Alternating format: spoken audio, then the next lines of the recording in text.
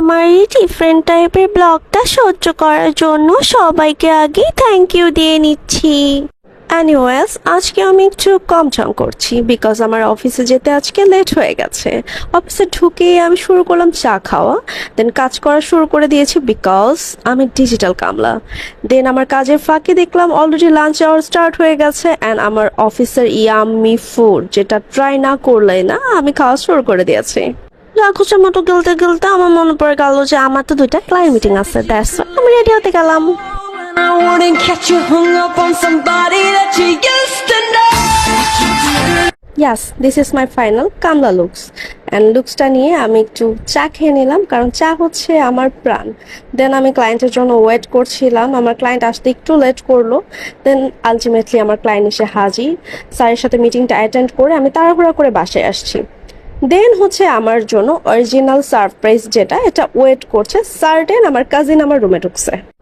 Actually ভিডিওর মধ্যে কি কথোপকথন হয়েছে এটা আমি আসলে শেয়ার করতে চাচ্ছি না বিকজ অল আর পাপা কি পারি, আমরা যে ল্যাঙ্গুয়েজটা ইউজ করি এটা শুনলে আসলে আমজনতা আমাদের আর গ্রহণ করবে না। সো মেইন ইস্যুস হচ্ছে আমি আমার কাজিনের সাথে রাগ করছিলাম কিছু কারণ নিয়ে, অনেক রাগারাগি করছি, ওকে আমি অলরেডি সব কিছুতে ব্লক করে দিছি। দেন সে আমার জন্য একটা কেক নিয়ে আসছে মিকি মাউসের অ্যান্ড হচ্ছে এখানে লেখা সরি আপু। সো আমি অফিস থেকে বাসায় ঢুকছি, আমি হচ্ছে ড্রেস চেঞ্জ করবো, রুমে আসছি, ও হচ্ছে আমার রুমে ঢুকলো কেক নিয়ে, তারপর বলছে আপু সরি যা করছি মাফ করে দাও। তখন আর কি আসলে মাফ করতে ইচ্ছা করতেছিল না, তাও আমি একটু ঢং দেখা বললাম আমি তো রাগ করি নাই, ইটস ওকে, তুই তো আমার বোনই।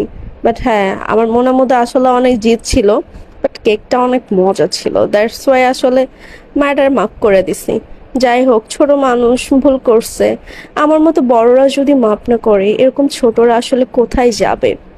দেন আমার মাথাটা তো ঠান্ডা, ও আমার মাথায় আবার তেল দিয়ে দিছে মাথাটা আরো ঠান্ডা করার জন্য। পরে বলতেছে আপু একটু ঘুরতে নিয়ে যাবা। তারপরে ওই যে আমাদের তো রং ছং করতেই হবে বিকজ উই আর উত্তরাস পাপা কি পারি। দেন আমরা বের হয়ে গেলাম মিরপুরের উদ্দেশ্যে, কারণ অনেকদিন আমরা হচ্ছে মিরপুর স্ট্রিট ফুড ট্রাই করি না। ফার্স্টে আমরা গিয়েছি চায়ের শহরে যেখানে 100+ হচ্ছে টি পাওয়া যায়। আমরা নিয়েছিলাম জিঞ্জার মিল্ক টি যেটা অ্যামেজিং ছিল, অনেক ভালো লাগছে আমার কাছে। তারপর আবার এই যে বস্তিগুলোর সাথে একটু একটা স্ট্যাপ নিলাম। তারপর মেনলি গেছি আমরা কমার্স কলেজের অপোজিটে লাভ রোডে ঢুকতে একটা ঝালমুড়ির দোকান, অ্যামেজিং ঝালমুড়ি, মানে জাস্ট ভিডিওটা দেখেন ভাই, এত মজা এই ঝালমুড়িগুলা। দেন ওদের এখানে বেশ কিছু ঝালমুড়ি ছিল, ঝালমুড়ি ছাড়াও হচ্ছে ওদের এখানে 2 ধরনের ড্রিঙ্কস ছিল, একটা হচ্ছে লেমনেড এবং আরেকটা ছিল হচ্ছে অরেঞ্জের, দুইটাই হচ্ছে 20 টাকা করে গ্লাস। সো আমরা হচ্ছে এটাও ট্রাই করছি, দোজ আর অ্যামেজিং। এনিওয়েজ, উত্তরার পাপাকি পাড়ি এখন মিরপুর থেকে উত্তরা চলে যাচ্ছে। সকল ধরনের রং ঢং এখানেই আপাতত শেষ। আমি বাসার উদ্দেশ্যে রওনা দিয়েছি, একটু জ্যাম ছিল কারণ এখানে পশ লোক থাকে। ইটস উত্তরা ব্রো, বুঝতে হবে। বাই।